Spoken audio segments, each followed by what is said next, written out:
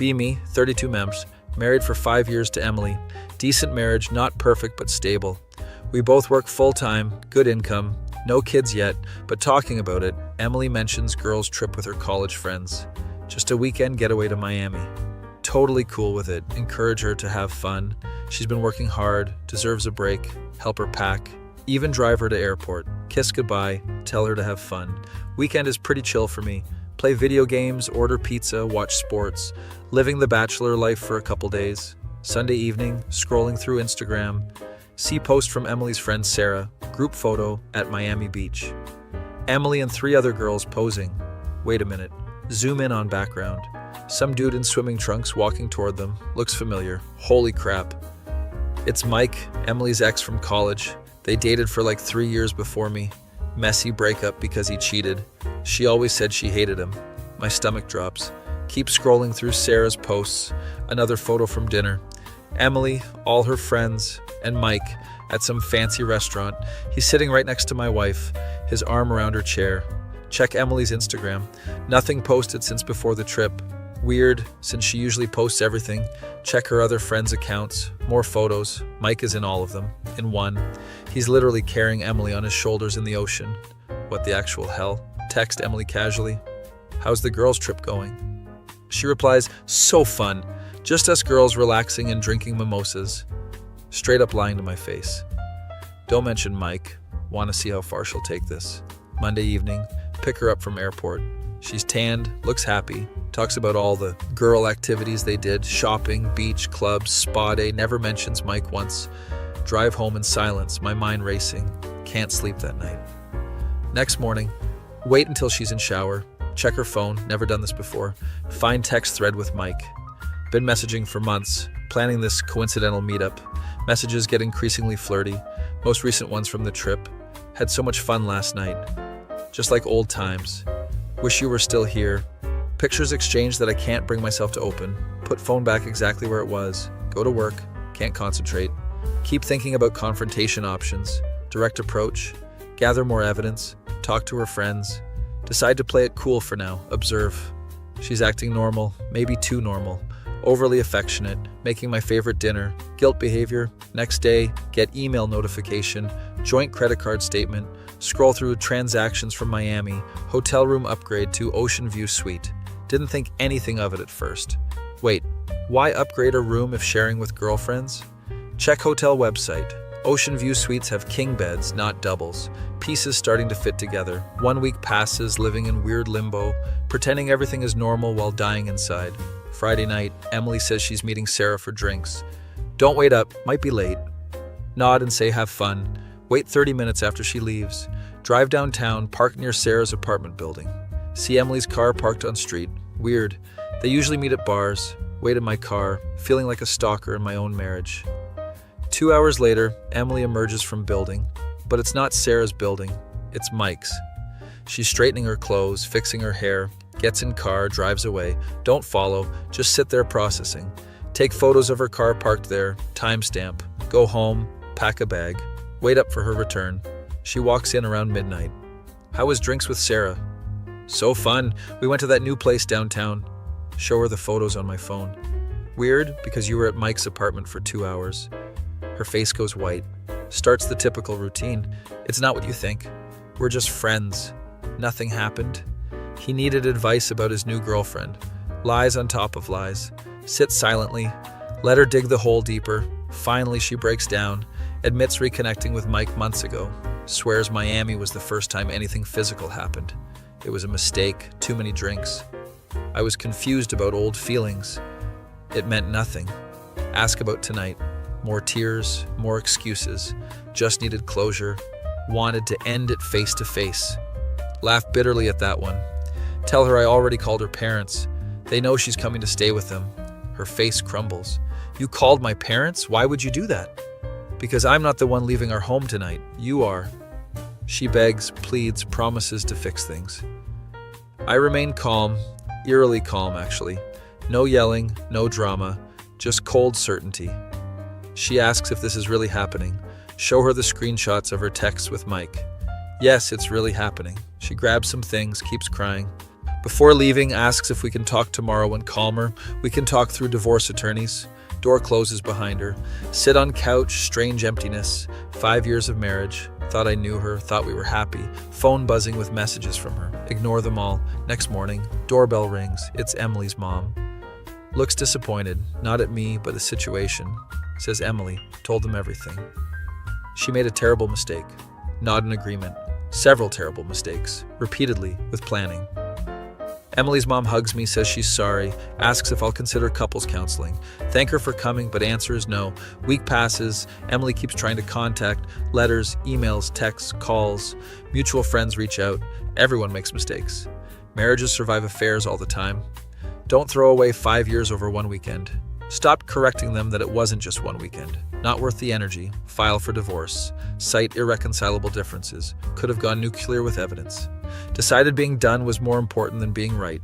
3 months later, sitting in lawyer's office, signing final papers. Emily looks terrible, lost weight, dark circles, keeps saying she still loves me. Nod, sign papers, stand up. For what it's worth, I really am sorry. Look at her for a long moment. I know you are, but I'm not sorry for leaving. Walk out, drive home. Friends asking if I'm dating yet, not ready, not even close.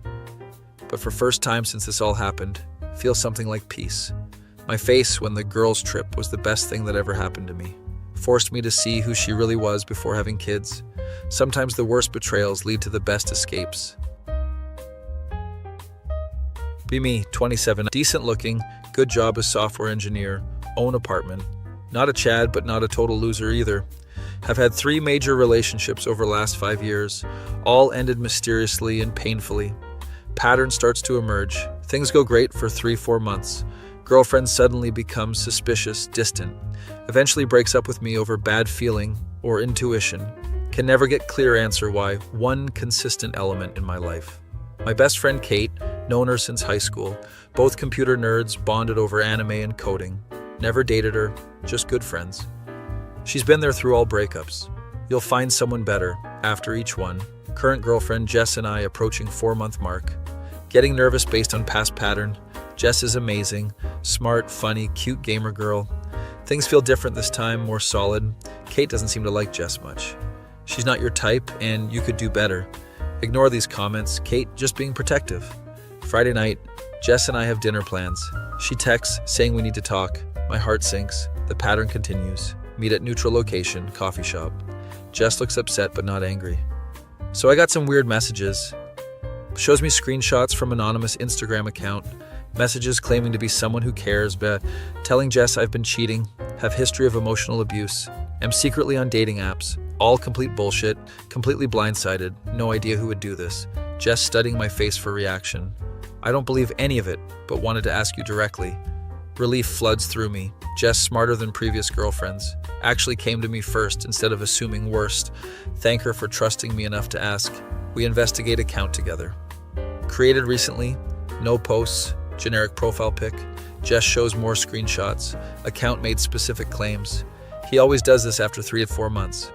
He did the same to Emily, Taylor, and Rebecca. My previous girlfriends' names. Holy shit. Whoever did this knows me personally. Mental inventory of who might want to sabotage me. No enemies, decent relationship with exes. Sudden realization hits like a truck. No, she wouldn't. Would she? Tell Jess I have a theory, but need to check something. We go back to my place. Have old laptop I haven't used in years. Boot it up. Kate and I used to share passwords back in day. Try logging into her Gmail with old password. Holy crap, it works. She never changed it. Feel guilty for 2 seconds, then remember situation. Search emails for names of my exes. Find emails to all 3. Different accounts, different approaches. To Emily, just thought you should know he's been talking about getting back with his ex. To Taylor, as his friend, I thought you should know he's been hiding things. To Rebecca, I've seen him on Tinder even though he's with you. My face when I discover my best friend has been systematically destroying my relationships. Jess, looking over my shoulder, equally shocked. What the actual hell? Keep digging. Find draft of message to Jess that wasn't sent yet. Similar tactics, but more elaborate. Mentioned specific date when I was supposedly cheating, was actually helping Kate move furniture that day. The betrayal is overwhelming. Jess puts hand on my shoulder. I almost can't believe someone would do this. Decide to confront Kate, invite her for coffee next day. She agrees, sounds normal. Jess wants to come but decide to go alone. Meet at usual coffee spot. Kate smiling, acts completely normal, makes small talk for a few minutes, then casually mention Jess and I hit 4-month mark. Things are getting pretty serious. See slight twitch in her expression. That's great, but don't rush anything. Take deep breath. Actually, something weird happened. Tell her about anonymous messages. Watching her face carefully. She's good, almost no reaction. That's terrible. Who would do such a thing? Slide my phone across table. You tell me. It's open to screenshots of her emails. Her face goes through stages: confusion, shock, anger, then defeat. You hacked my email? That's invasion of privacy. Classic deflection. Kate, you've been sabotaging my relationships for years. She starts crying. Other customers glancing our way. Lowers voice to angry whisper. You were never supposed to find out. Not even denying it. Ask the obvious question. Why? She looks at me like I'm the dumbest person alive. Because I've been in love with you since high school, you oblivious idiot. My turn to be shocked. Never saw her that way. Always just friend-zoned each other. Or so I thought. If you loved me, why would you hurt me like this? Her logic is twisted. Those girls weren't right for you. I was protecting you. We're meant to be together. Straight out of some psycho movie. I tell her she needs professional help. Friendship is obviously over. Her tears turn to anger. You'll regret this. No one will ever know you like I do. Sounds like literal villain dialogue. Stand up to leave. She grabs my arm. Please, I can explain better. Remove her hand. Stay away from me and Jess. Walk out, hands shaking. Call Jess immediately. Meet up at her place. Tell her everything. She's supportive, but concerned. Should we go to the police? Consider it. But what crime exactly? Being a terrible person isn't illegal. Decide to block Kate everywhere. Change all passwords. Warn mutual friends about situation. Most are shocked. Take my side. Few admit Kate had made comments about my girlfriends before. Red flags everyone missed. Next day, Kate sends email from new account. Long apology, clearly unhinged. Claims she'll get therapy. Wants to make amends. Delete without responding. Week passes.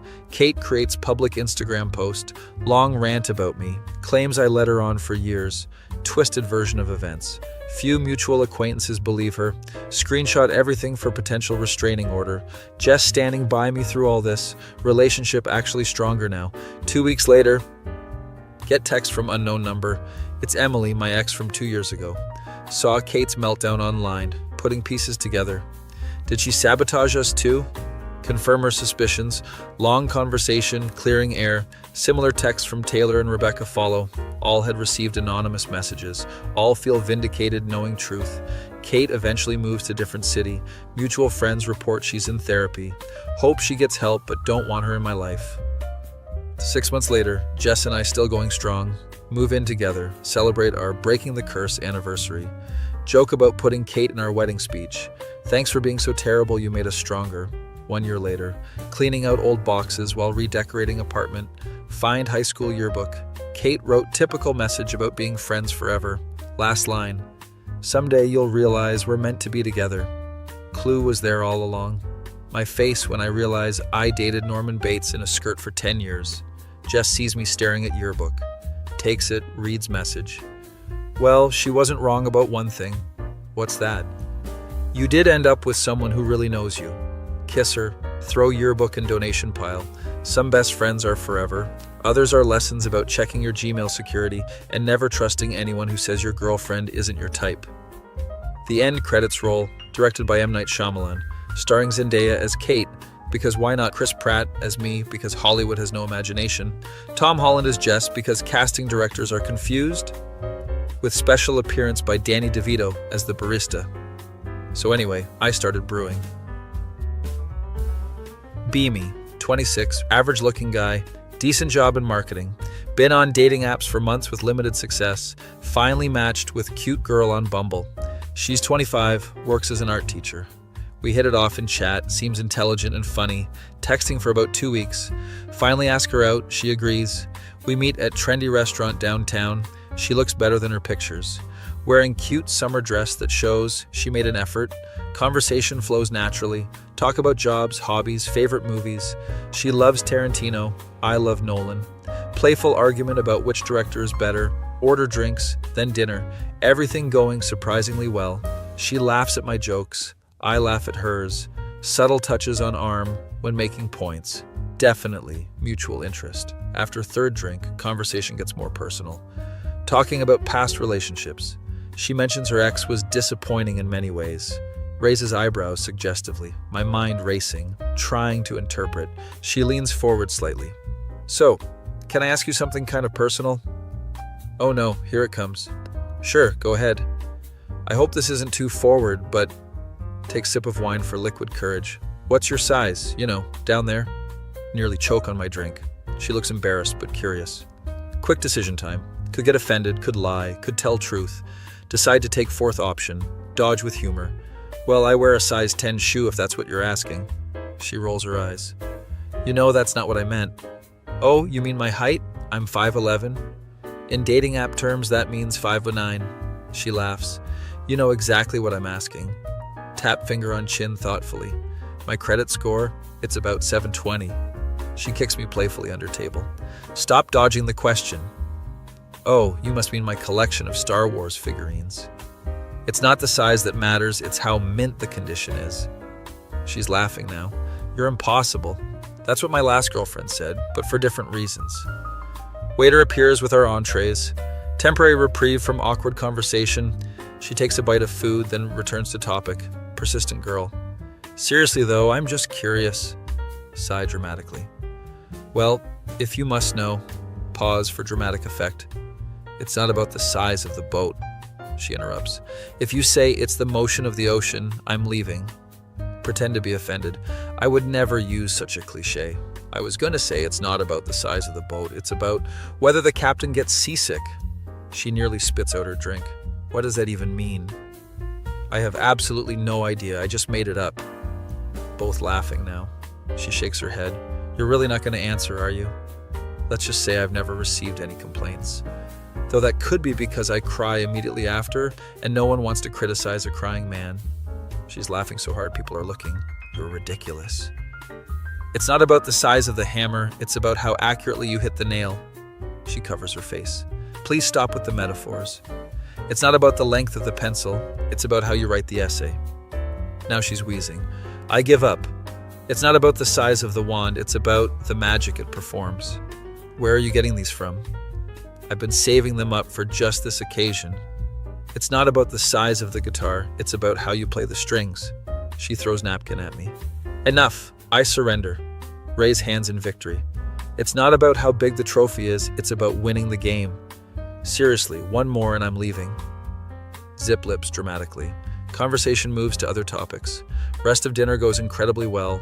Pay bill, walk outside, cool evening air, streets still busy. Offer to walk her to her car, she accepts. Links arm through mine. Reach her car, awkward moment. She looks up at me. I had a really great time tonight. Even though you never answered my question. Smile down at her. It's not about the size of the... She stands on tiptoes and kisses me to shut me up. Pulls back, smiling. I guess I'll have to find out for myself. My face when dodging her question worked better than answering it. Get her number, again, promise to call tomorrow, watch her drive away, fist pump in parking lot like I'm in an 80s movie. Text from her 10 minutes later. It's not about the size of the text message, it's about the content. My face when I think I'm in love. 2 months later, still dating. She buys me a shirt that says it's not about the size of the shirt. Sometimes being a smartass actually works out. Who knew?